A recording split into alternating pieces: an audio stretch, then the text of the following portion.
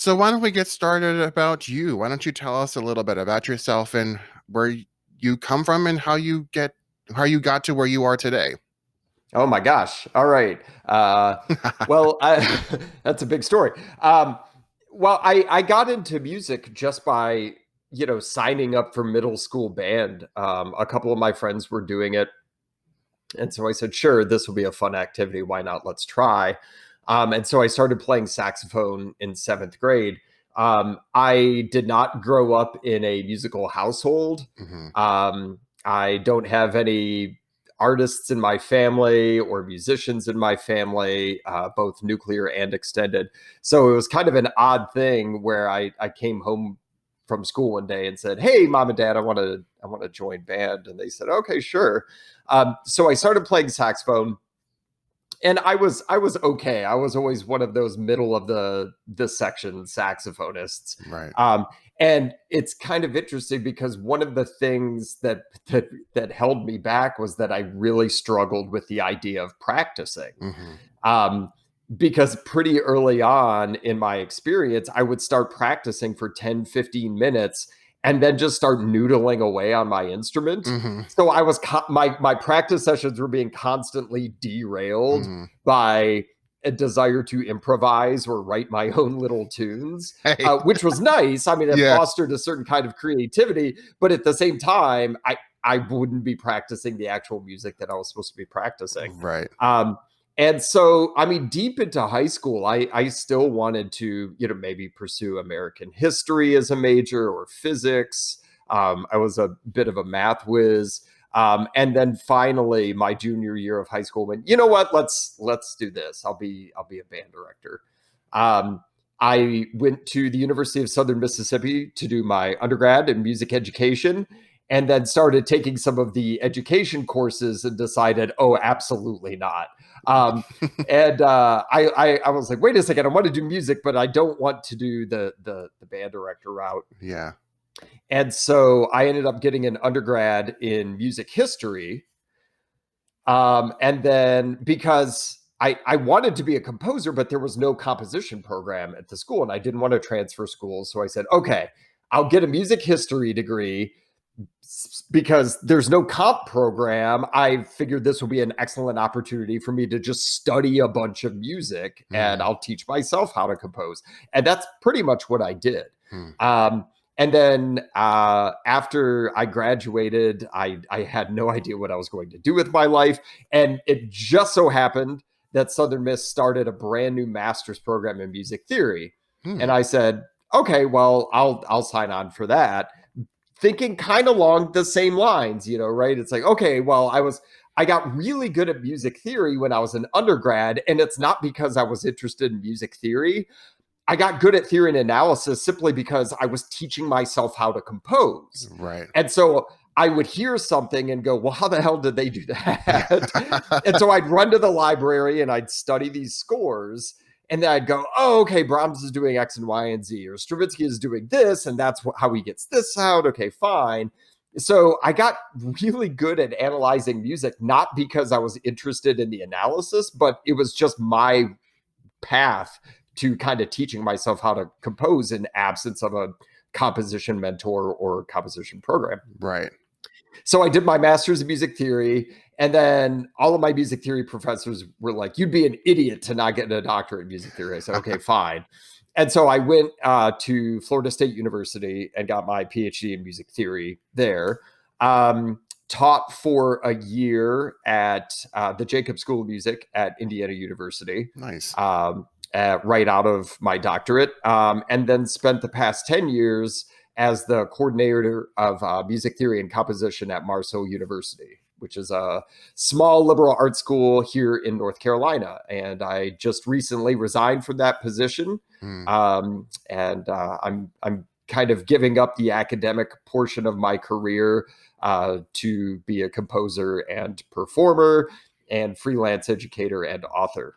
So that's a Wonderful. little bit about who I am and how I got here. That's fantastic. That actually sounds very similar to my own personal story. Oh, really? Go for When it. when I was getting ready to go into college, I for so much of my development as a musician, every musician around me was also a music teacher at a school in the Right. local area. I grew up Right. in northeastern Pennsylvania, right around Okay. The Scranton area, and so I every time I was going out and getting gigs, the next person next to me was the band director at the Mid Valley High School, or the choral Right. director wherever, and I was like, okay, so if I want to be a successful performer, I also have to be a teacher as well. And so I went into my undergrad program as a music education major. So Right. I go through the program. I actually land a assistant band director job at my former high school, and I get there and I'm like, oh, I don't I don't like this. Now that I'm actually doing it in practice, I don't want this. So Right. it took me a whole extra year to kind of figure out what to do. I Mm. I saw everything in a different light. I was going to classes and I was like, no, that's not, you're telling us that that's how it is, but I've done this in practice and it doesn't work like that. And so I was like, Right. okay, I need to get out of this program because I'm not gonna, this is no not good. And so I changed to music performance because I thought that it was going to be easier to go and transition into what I wanted. I actually wanted to go into music history. I ended up Oh, getting wow. my master's in music history. So it was for what my university had to offer. Going into music performance was probably the easiest transition. It was also going to get me out of school on time. If I stuck with music education, I was going to be staying for an extra year and a half, making Right. my stay making my stay at 5.5 years in undergrad, and I was not having that. So Yeah, yeah. At a certain point, you're just like, okay, give me any degree, just get me out of here, yeah, right? exactly. I'm surprised that I was able to do it. I completed my performance degree in a year. Uh, Both my junior and senior recitals were, one was in the fall, one was in the spring. Nice. It was a Nice. crazy year, but you know what? I finished it, and I'm glad that I did because That's right. uh, That's right. yeah, I don't. It's education is such a difficult field, and the people who are music teachers really deserve a whole lot of respect because it's something that Oh my gosh. I I couldn't do. I give all of my all of my Yeah. respect. And being an educator is only getting more and more difficult Yeah. because of the amount of interference that Yeah. you have to deal with as an educator is just bizarre. And it's in my opinion, it's increasingly that way in higher ed too. Right. And that was a huge, kind of pain point for me as somebody who worked in higher ed for so many years. Um, is the amount of time I spent not teaching, Right. the amount, let alone doing whatever kind of creative or research work I wanted to do. I loved the teaching part of it. Hmm. I know a lot of people, a lot of academics don't. They want to be there for the creative work and the research. I wanted to do the creative work and research, and I wanted to do the teaching. And I really drew a lot of energy from the teaching. And I still want to teach. I just can't really stomach doing it in the university setting anymore. Mm. Um, because I think there was a semester just pretty recently where I was on more committees than the number of courses I was teaching. Wow. And Mm. I just kind of went, you know what? I'm out of here. Yeah. Where one of these committees I was literally spending more hours doing per week doing committee work for that than I was doing prepping and grading for one of my theory courses. And I just got to the point where I was just like, you know what, y'all can have it. Yeah. Yeah. I still want to teach, and and I have a really great private studio Oh, good. that of lessons that I teach either through Zoom or in person as pandemic starts to cross our fingers, come to a close. So Right. yeah, I love teaching. I couldn't quite stomach doing it in higher ed. And maybe I'll change my perspective about that in a few Yeah. years and try to re-enter the academic market. But for right now, I just kind of went, you know what, I'm gonna spend a few years off. This past year was my 17th year of collegiate teaching. Oh, wow. Um, and I went, okay, that's almost 2 decades. That's a good run. Time Yeah. for me to bounce for a little bit. Yeah. Um, so Well, congratulations on knowing where you want to head and having the resources to be able to do so. Sure. I mean, I didn't make this decision lightly, but at Yeah. the same time, I'm not a trust fund kid. I don't have a, I don't have any kind of like independent wealth or anything like that. Yeah. So I'm hitting the ground running here by just writing an absolute ton of music, and I've secured some really great commissions over the next 18 months, Oh, and so wonderful. I'm really looking forward to this process. Is it scary? Yeah, absolutely. But I don't know. I think it's scarier to be on your deathbed one day having not tried.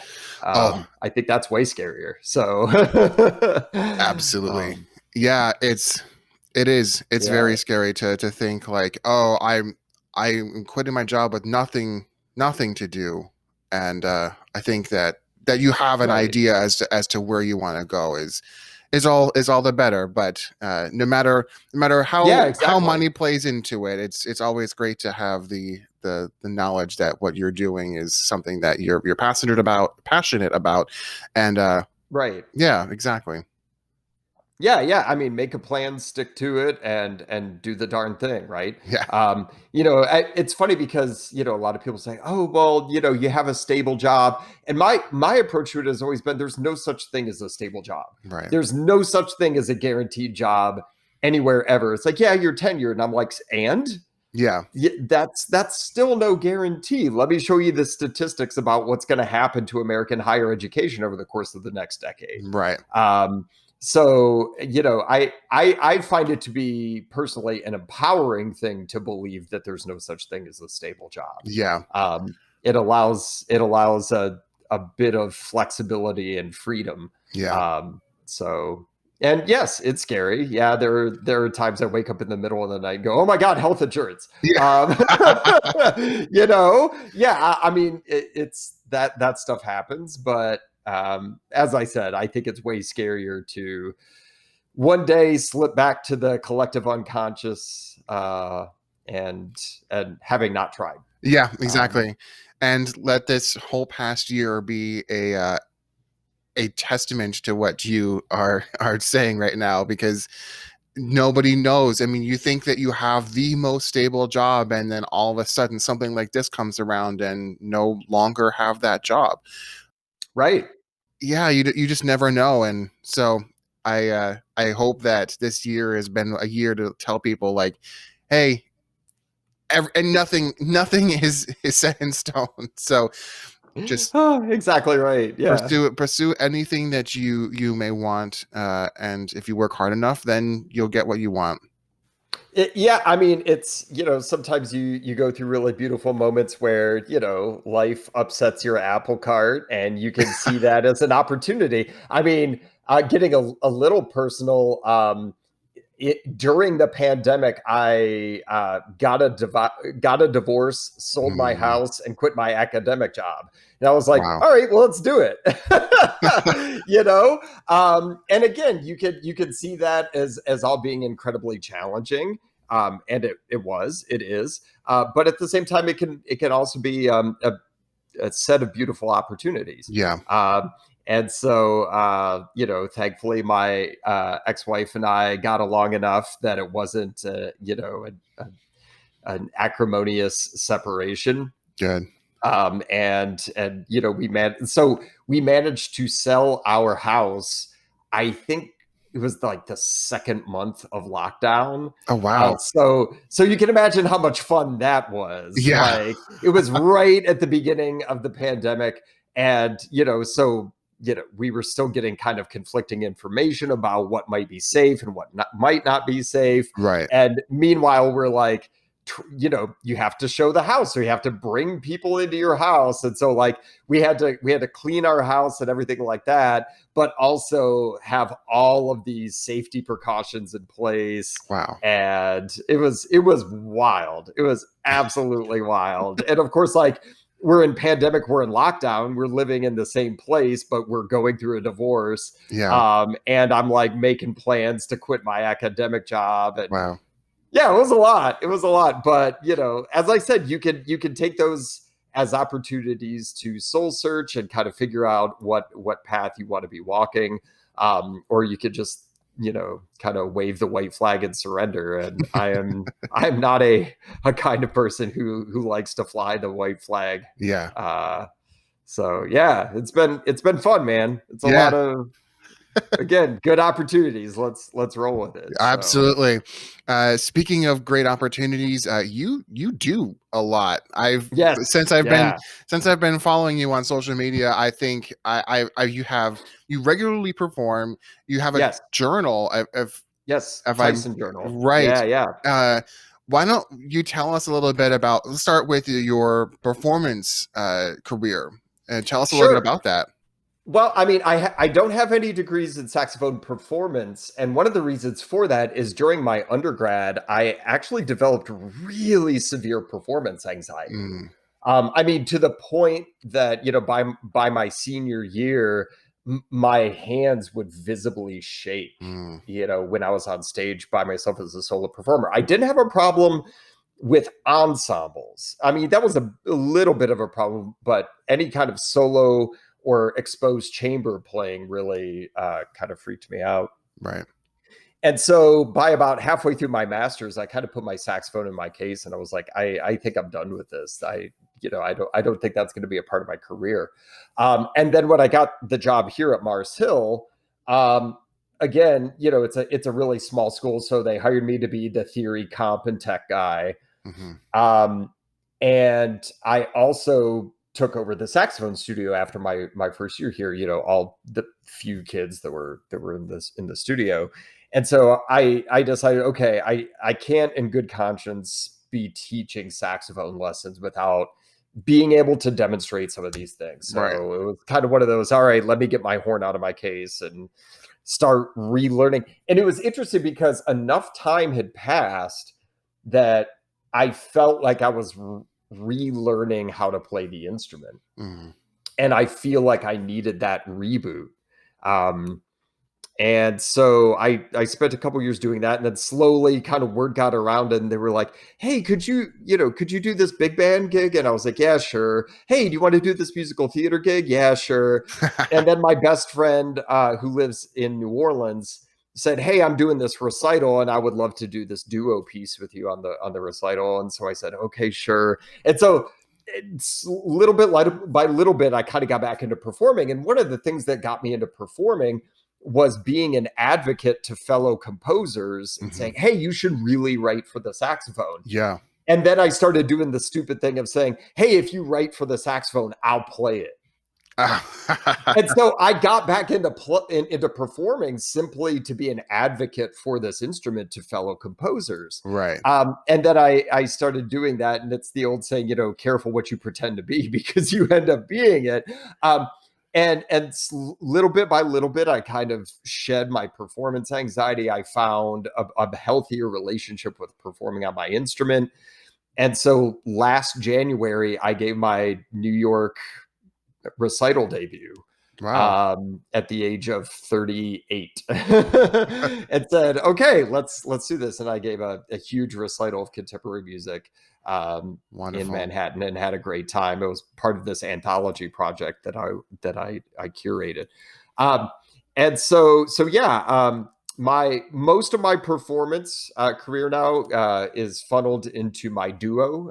Megan Enan and Alan Tyson present. We just shorted Mhm. to MIATP. We're an avant pop. We're like an avant pop contemporary classical band. Wow. Um, and so yeah, we do a lot of great stuff. My partner Megan Enan is just an incredible singer. Hmm. And so we're a voice sax band and just have a great time. So that's kind of my performance focus. And then as a writer, I started a weekly online periodical called the Theisen Journal this past October. And online periodical is just a newer, fancier way of saying blog. Yeah. Um, and so I run it through my website, and I use it as an opportunity to talk about all kinds of things, new music related, and I have issues that are exploring like listening lists, and I do record reviews, and I write longer form essays on a variety of topics. The very first issue, I think, was my top 10 tips for composing for band. Oh, wonderful. Um, and then I had one on performance anxiety. And then I did an interview with Devon Russell Gray, and I've done record reviews. I reviewed David Byrne's American Utopia when Spike Lee's film version of it came out. So I kind of take every week as an opportunity to just explore something else that's on my musical horizons, Right. and then talk about that. So yeah, and then I of course I'm active as a composer, and I teach a private studio, and I had a full-time job, a university job until very recently. So yeah, I stay busy, my Oh, good. man. I stay really busy. I love it. I'm sure I keep myself pretty busy as well. Nice. Yeah. Yeah, I started this podcast back in April. Yeah, April last year. Okay. And it's blown up, right? It has. It's great. I don't know. You know what? I have a feeling that things really started, and it was actually something that you had responded to. The ball really started to roll when JM Garrity posted something on Twitter Yeah. saying, "I loved being guest on this podcast. How do I become one again?" And that was one of the largest sparks that I had, and Great. I got people like yourself. I've got several other composers that I have coming up in the near future to be guests on the show, and That's awesome. I yeah, and even more recently, I still don't know how how certain things get the attention on social media. For example, I think it was somewhere last week, I just posed the question on Twitter of uh, do we consider songwriters to be composers as well? Yeah, I And remember seeing that. that was another thing where I'm like, why did that get attention and something else not? Because you were asking for people's opinions about stuff. Yeah. End of story. Look, social media is a hellscape that I love and hate, and I'm on social media a lot. I'm a big advocate for social media as Mhm. part of, one's professional activities. Yeah. But it can also be just plain infuriating. I yeah. So yeah, no. If you're on Twitter and you want a tweet to blow up, just like ask for unsolicited opinions about stuff, and your mentions will just blow up. So like the two easy ways to get attention for anything on Twitter: complain about something or ask for people's unsolicited opinion. Well, I guess it wouldn't be unsolicited if you asked for it. Yeah. So solicit opinions is what I'm trying to Yeah. say. Yeah, like I could go on Twitter and be like, "Hey, what's your favorite blank?" And mentions forever, or get on Twitter and be like, "Hey, you know what really sucks is blah blah blah." Mentions blow up. Yeah. If I'm like, "Hey, I just finished a piece and I'm going to go on a pleasant walk today," like 2 likes. Yeah. It's that's part of the toxicity of that Mm-hmm. place. But Yeah. I actually just took Twitter off of my phone a couple of weeks ago. Mm. I've been on Twitter for a decade, and a couple of weeks ago, I was just like, you know what, I'm gonna log on like once a day through my computer, and I kind of feel like I need to step away from that place for a Yeah. bit. Um, and I'm Yeah. sure I'll be back. I mean, I'm there have definitely been times where I've been a Twitter addict. But yeah, so Yeah, it's kind of weird though. Yeah, I have a love-hate relationship with that particular social media platform. yeah.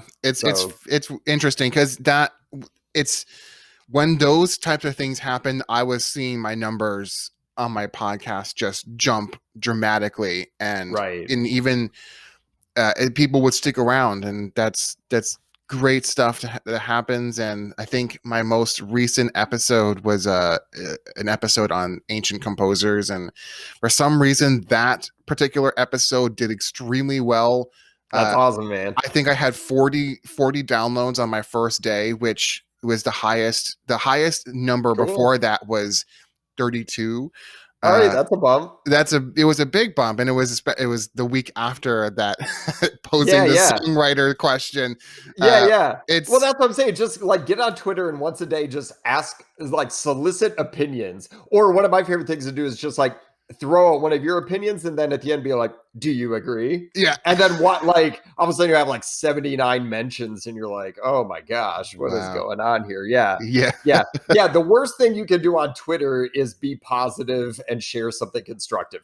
Worst idea. Nobody cares. Yeah. Yeah. Yeah, it is hilarious. Like I'm sure if I were to go back and look at all of my tweets, the ones with the least engagement, I think the Twitter algorithm is specifically not interested in anything positive and constructive. Yeah. It's just like unless you're Lin-Manuel Miranda, nobody cares. Yeah. It's like, get your positivity out of here. We want to go back to complaining about stuff. Yeah. And so, yeah, I'm perhaps being a bit cynical about Twitter right now. Can Oh, you tell?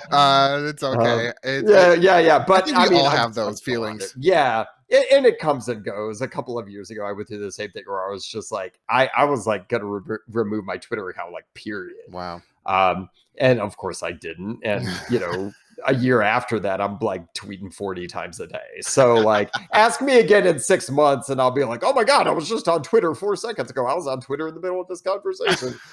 So Thank you for dropping by to watch this video. If you want to continue this episode, head over to your favorite podcast platform right now and subscribe to the show. You can also finish watching this episode on the Composer Chronicles' Patreon page when you sign up at the $5 Revellion tier or the $10 Wagnerian tier.